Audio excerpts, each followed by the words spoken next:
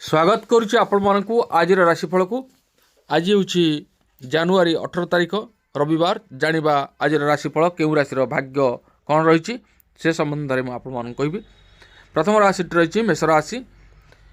आज कर्मक्षेत्र में चतुर्ग्रह जोगजनित उच्च सम्मान सह पारिवारिक सुख स्वाच्छंद्य प्राप्ति हेब। मुंड उपर बोझ भली रही समस्या समाधान हो मन हालुका रहिब। पारिवारिक मतांतर जनित सुसंपर्क व्याहत होगा।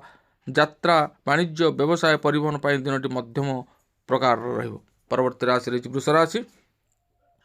कर्माधिप बृहस्पति जो काम हासिल सकाशे सहयोगर अभाव रहिबना। आनुष्ठानिक काम बंधु मिलन सांग को वाणिज्य असुविधा हेबना। चतुर्थस्थ केतुंक जो असावधानता हेतु द्रव्य नष्ट किंबा धनहानिर आशंका रही। संतानकर वैवाहिक कार्य सकाशे स्त्री विचार विमर्श करेंगे। परवर्ती राशि रही मिथुन राशि। शनि क्षेत्रस्थ राष्ट्राधिप हेतु स्वास्थ्य और परिवार प्रति समस्या जनित मनस्ताप करिपारंती। तरबरिया पदक्षेप नेले समस्या बढ़ीज और माली मकदमा विवादीय परिस्थिति और उपरिस्थंकर सह मतांतर जनित टेंशन लगी रहिब। ऋण परिशोध सकाशे विकल्प व्यवस्था ग्रहण करने को मनस्थ करिपारंती। परवर्ती राशि रही कर्कट राशि।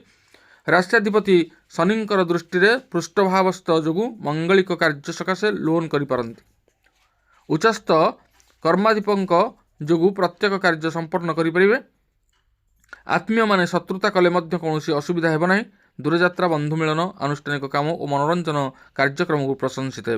परवर्ती राशि रही सिंह राशि। लाभभावस्थ बृहस्पति पापग्रह राहुंकर दृष्टि रही योजना भंडूर हो। स्वास्थ्य और परिवार प्रति समताल दे काम करने काठिकर पाठ हेब। पदस्थ व्यक्तिंकर सहायता प्रोत्साहन लाभ करेंगे।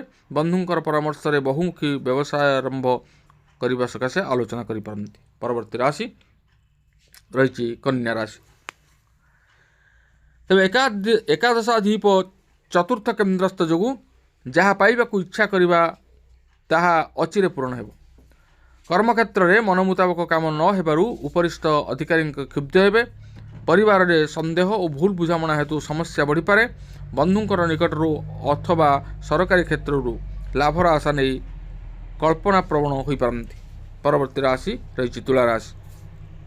तृतीय षष्ठाधिप राशि को देखुथिबारु पारिवारिक विषय को केंद्र करी भातृविवाद आशंका रही। साहित्य संगीत चलचित्र तथा मनोरंजन कार्यक्रम में मजी रहिबे।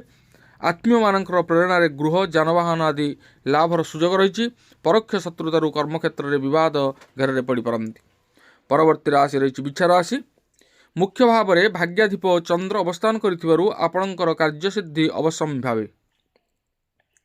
बंधुंक उपर अभिमान करी चुप रहिले सुजोग हराई पारंती। स्वास्थ्य समस्या समाधान हेबारु आश्वस्ति लाभ करेंगे। साहित्य क्रीड़ा अध्ययन और अध्यापन में समय कटिब। प्रतिद्वंदिता शिल्प वाणिज्य उन्नति पथरोध घटीपे। परवर्ती राशि रही धनुराशि। धनस्थान में एकाधिक ग्रह अप्रिय कठोर वाक्य विन्यास अर्थनैतिक कारोबार समस्या सृष्टि करेंगे।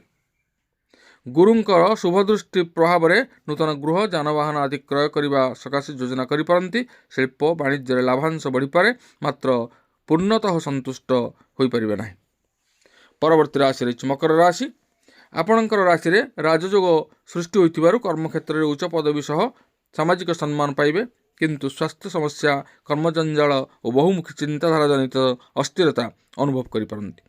पूजा सामग्री स्टेशनरी जिनिस तथा होटेल रेस्टोरेंट व्यवसाय लाभवान हेबे। परवर्ती राशि रही कुंभ राशि। राशिस्थ राहु एवं कोण भावस्थ बृहस्पति प्रभाव में आज जो काम हाथ देवे अवश्य सफल हो पारे। पूर्व समस्यार सरल समाधान क्षेत्र में बंधुंकर साहाय्य अविस्मरणीय रहिब। आनुष्ठानिक कार्य व्यावसायिक सफलता विवाद विजयी एवं पारिवारिक सौहार्द खुशी अनुभव करेंगे। परवर्ती राशि और शेष राशि रही मीन राशि।